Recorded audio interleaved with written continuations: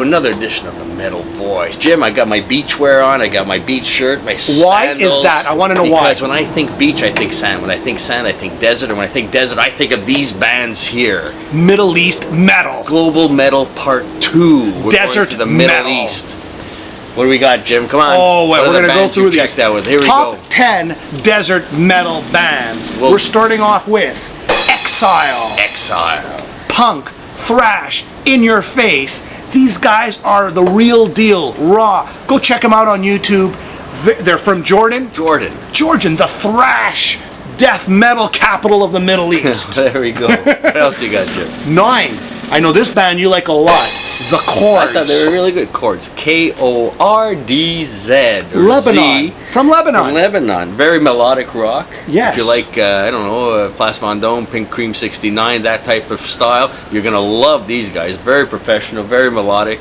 Clean sound. What from a nice Lebanon, clean sound. again. Yes. I think they're one to check out. And they're just, like the #1 band in the Middle East. So. And just as a side note, everyone keep in mind when you're listening to these bands, these are in the Middle East. It's not as easy to play metal or showcase your music or have an album out. You can't even buy this stuff. No. It's all online. You buy the albums online. They use the internet as a vehicle to express themselves musically. Number 8, bilocate. Again from Jordan. This is Jordan's doom death metal. Doom death metal. I mean, their last 2 albums are called Summoning the Bygones and Dysphoria. If you love death metal, then check these guys out. Check them out. Did you know that in some Middle East countries, it's illegal to have death metal vocals? Check them out. To play live, It's beyond me. It's beyond. All right, number 7, 5 grams. These guys are out of Iran. Alan? First metal band, Iranian metal band, Yes. with female vocals. My son. But you listen to the vocals, you're not so sure it's a female. That's right. If they didn't tell me, I wouldn't know. Brutal thrash, that's what I call it. A very refreshing sound. I love that girl's voice. Kind of reminds me of Dave Mustaine as a female. That's her voice. Is that interesting? Number 6. I know this band you like well. You like very much. I do? Angband. Out of Iran. Once Iran? again, look at that. For me, Jim, I think you had the same comments upon first listen. It was like early Iced Earth. Yes. That Matt Barlow, kind of theatrical, very dramatic, and with this classic guitar sounds. For me, it clicked Iced Earth right away. Angband. What I would say is Merciful Fate. Oh yes. He's hitting those highs, those high there's falsettos. some high notes in there. The King Diamond Very doomy, range. very intriguing. And you know what? I even got scared a couple of times, Alan. Oh. I was scared. I was listening to music. I was, this is very scary music. Anyways, Angband from Iran. Number 5, Alan. Oh, what do you got? I got Pentagram. or Mezarkabul. Mezarkabul. Known in Turkey as Pentagram, but of course there's another band with that same name called Pentagram. So globally they use, pronounce it? Pentagram. Mezarkabul. Oh, okay. Mezarkabul. That's what they're known globally. Yeah. What I like about them, they incorporate the keys, the chromatic scales, the scales of the Middle Eastern influence and culture, but and with drumming. a very modern power metal. If you like Bloodbound, if you like Hammerfall, you're gonna love these guys. But again, with a little bit of tint of those Eastern scales that you find in their music. It's a deep part of their culture and their religion as well. I noticed they really incorporate their folk music into metal. I thought they were one of the strongest bands that we had listened to. Yes, very successful as well. Right. Very, very popular in Turkey and globally. Let's go with number 4. Look at this, Alan. What is this? My ear, and I split it. Ear split from, guess where? I have no clue. Kuwait. There's a new one. We've heard Kuwait, Iran, yes. We've heard Jordan, now we got Kuwait. It's got that classic twin guitar sound, Yes. like in early Maiden, I think. The vocals are a little bit more on the punky side, Rough, like a piano funky sound.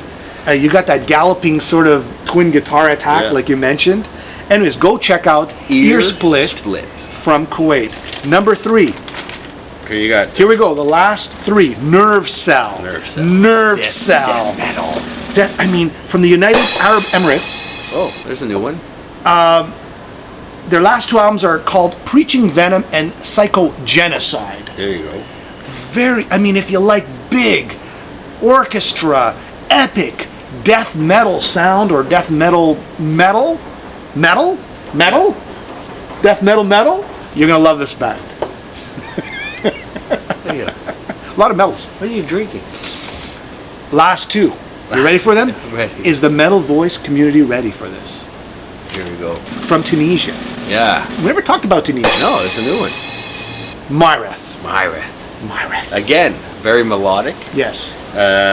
You have that, especially on the keyboard side. The rest, if you take away the keyboards, you'll say straight ahead metal. But the keyboards add that again, all those scales, that Arabic influence to it. Yeah. Much more melodic than the other bands. But again, you got that Arabic influence, but added to modern metal sound. So yes. And again, leaning more towards the melodic side of it. So, but a great vocal. Reminds me, amazing, nice tone to his voice. Reminds me of Dream Theater. Very progressive as well. They're pushing the boundaries.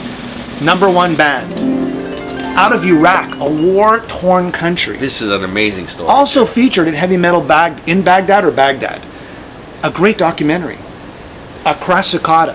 Acrassicauda, which means black scorpion. Oh, they're very mature sound. You can see they've been around a lot. They've got very good production, very solid, very heavy. And right away it clicked to me, early influence, Metallica. Definitely. And you too. I would say Metallica and Megadeth. Well, he said it. There you have it. Metallica.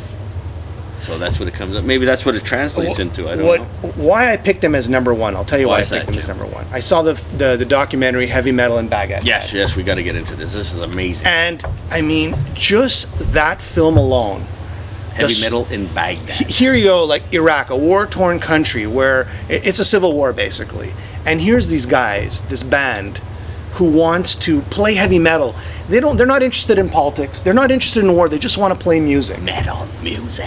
And here they are trying to put on shows, and they're not being successful, or they're being successful.